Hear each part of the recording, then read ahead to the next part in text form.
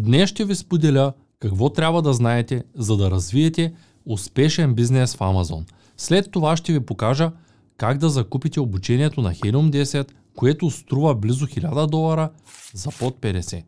Преди 2 години записах видео на тази тема и от тогава до сега много хора се свързаха с мен, стартирали своя FBA бизнес в Amazon благодарение на курса на Helium 10. Но все пак някои не желаят да закупуват курс. И за това днес реших да ви разкажа безплатно част от нещата, които трябва да знаете преди да стартирате на най-големия маркетплейс в света.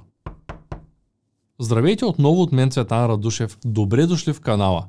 Както вече знаете, дропшипингът в Amazon е много доходоносен, но неустойчив. Моето предложение към хората, които искат да изградят стабилен бизнес, е да работят в Amazon FBA. Искам да уточня, че устойчив не означава лесен, защото голяма част от хората, които стартират, си представят, че нещата се случват с магическа пръчка. Ще ви кажа защо. В Amazon продава целия свят и ние трябва да знаем точно на къде да отидем, за да поемем правилната посока и да започнем нашият бизнес правилно. В противен случай няма да се получат нещата. Днес ще разгледаме стъпките, които трябва да извървим. А те са: какво е най-удачно да продаваме като търговци в Amazon, ако сме начинаещи? Рекламите в Amazon. Какво е нужно, за да създадем акаунт в Amazon? Кои са двата основни модела за търговия на този голям маркетплейс? Какви са таксите в Amazon и какво означава Prime? Преди време беше много модерно всеки да стартира мини бранд, който да прави конкуренция на вече успешен такъв, за да вземе част от трафика му. Много предприемачи и до ден днешен правят това, като с помощта на софтуера, който ще ви представя в края на това видео, намират правилните продукти и след това намират аналогични такива, които да продават в Amazon на склад или през външен склад. Платформата е толкова голяма, че възможностите в нея са буквално неограничени. Какво да направим, ако сме начинаещи? Кой пазар да изберем? Ако сега започвам и съм на абсолютната нула, бих направил това. Ще видя кои са горещите теми в моя живот: фитнес, плуване, каране на велосипед или каквото и да е хоби, от което разбирам, за да мога да избера и категория, в която ще е най-лесно да пробия. Неведнъж съм казвал, че за да продаваш успешно, трябва да имаш умения. Най-важното е да разбираш фундамента. А как да продаваме успешно гримове, ако сме мъже и нищо не разбираме от това?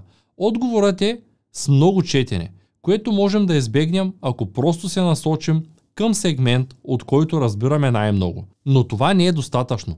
Трябва и да имаме познанията как да работим с софтуер, за да открием правилните продукти. Тук не е задължително категорията да е супер гореща, не е задължително продуктът да е супер интересен. Много хора продават успешно в Amazon стоки, които са тясно специализирани и на пръв поглед не са горещи. Подчертавам това, защото виждам как почти всички начинаещи търсят най-горещия продукт и това не е задължително, това ги води до фалит. 2. Има голямо значение дали продуктът, който сте избрали, е продаван вече в други канали: Facebook, Google, Instagram. Както вече знаем, трендовете в Amazon се променят през няколко месеца и именно за това едно обучение за ефективна реклама излиза от актуалност няколко месеца след като то е създадено. Рекламите работят само ако знаем как да ги направим. В Amazon не е възможно да се стартира нов продукт, ако нямаме добър рекламен бюджет и не можем да настроим правилно нашата рекламна кампания. Конкуренцията при новите стоки е огромна и без реклама смея да твърдя, че шансовете не са оскъдни. Затова, ако не знаете как да правите рекламата, информирайте се, защото ще изхарчите много пари на вятъра. Ако пък не пуснете реклама и не предвидите да имате достатъчно пари при стартирането на този бизнес, няма как да се получат нещата. Затова съветвам всеки начинаещ да започне бизнеса тогава, когато има достатъчно финанси, да подготви своята реклама. Отново съм аз. Може би забелязвате, че каналът вече има бутон Join. Ако желаете да ме подкрепите или да подкрепите академията, Можете да се присъедините от тук в YouTube или от страницата на Академията от нула до успех, като в замяна ще получите достъп до допълнителни материали, които ще ви научат на повече за това как да печелите пари онлайн. Ако оценявате това, което правя, можете да харесате видеото или да се абонирате за канала. По този начин ще ми помогнете да достигна до максимално много хора, които желаят да работят и печелят пари онлайн. 3. Какво е нужно, за да създадем акаунт в Amazon? Освен да имаме фирма, трябва да подготвим документи, а именно банкова сметка и документи за собственост на фирмата. Преди да изпратим документите, ние трябва да приведем нашите документи, ако използваме фирма от България, защото Amazon не четат български език. Преимуществата на това да имаме чуждестранна фирма сме ги обсъждали много пъти. Препоръчително е да имаме фирма на местния пазар, т.е. на локалния пазар, на който ние смятаме да продаваме. Ако сме с английска или немска фирма и продаваме на локалния пазар, няма да имаме нужда от регистрация по ДДС, докато не достигнем определения праг. А когато оперираме с българска фирма, ще се наложи да регистрираме фирмата по ДДС преди да получим първата фактура от Amazon за извършването на услуга към нас. Такъв е законът. Банковата сметка в Amazon можем да използваме без значение към коя банка е. Но е важно да знаем, че Amazon изпращат парите по тази сметка в валутата, в която продаваме. Тоест, ако продаваме в паунди, трябва да знаем, че нашата банкова сметка трябва да е в паунди. В противен случай ще получаваме двойно превалутиране. Веднъж от паунд в евро в нашата банка и после отново в паунд. Тоест е най-добре да използваме TransferWise акаунта на нашата фирма и да използваме валутата на съответната държава. Задължително в момента на верификация трябва да имаме фирмата готова, регистрирана. Трябва да дадем и банк летър. Писмото за удостоверение на сметка, която изискват Amazon от нас. Всяка банка, с която съм работил, издава такова писмо. Важно е да знаем, че при новите акаунти парите от Amazon идват с закъснение от 2 седмици. Тоест ще натрупаме баланс и парите ще дойдат няколко седмици след първата продажба. Те казват, че парите пристигат след 14 дни, но ако акаунтът е развит, може всеки ден да получавате пари. Разбира се, за тази услуга Amazon ще ви вземат процент от парите, които вие сте генерирали. Ако имате въпроси, напишете ги в описанието на това видео. Кои са двата основни модела за търговия в Amazon? Модел номер 1 FBA. Моделът, който е най-стабилен. Това е складиране на стоката в техен склад. Основните му предимства са, че не се налага да осъществяваме логистиката сами и това, че ако има проблеми с клиента, те се грижат за това. Amazon покрива изцяло Customer Support. Поемат отговорност в повечето случаи. Нашите продукти ще бъдат Prime. По-късно ще обясня какво означава Prime. Има една междинна опция. Това е опция, при която от една страна доставяме стоките в друга. Т.е. да продаваме в Германия, докато продуктите се намират на склад в Англия. Но там трябва да се съобразим с ДДС-то в двете държави, което ще трябва да имаме и в Германия, защото продаваме стоки на тяхна територия. FBM е моделът, който с времето става все по-труден.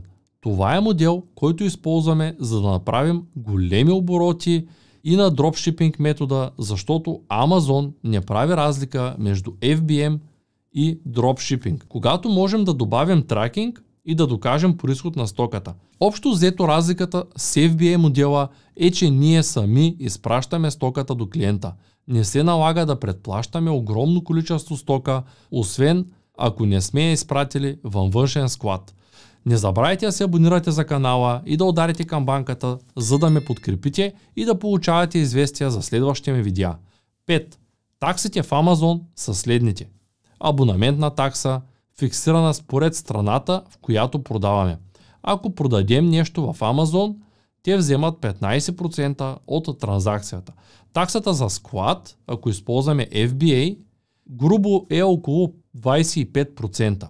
Има таблица и според нея можем да видим колко пари вземат с точност, но грубо са 15% върху транзакцията, плюс таксата за доставка, обработка и съхранение. 15% варират спрямо категорията на продукта. 6. Какво представлява услугата Prime?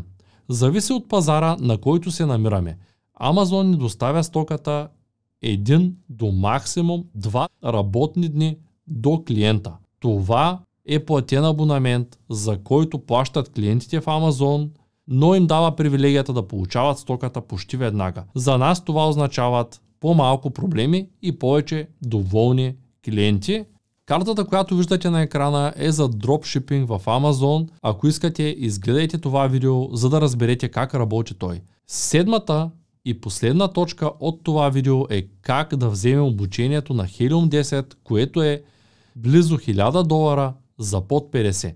Нека сега да покажа моя екран и да направим заедно регистрацията в Helium 10, за да видим как да се здобием с така желаното обучение, с което са стартирали голяма част от търговците, които познавам в FBA.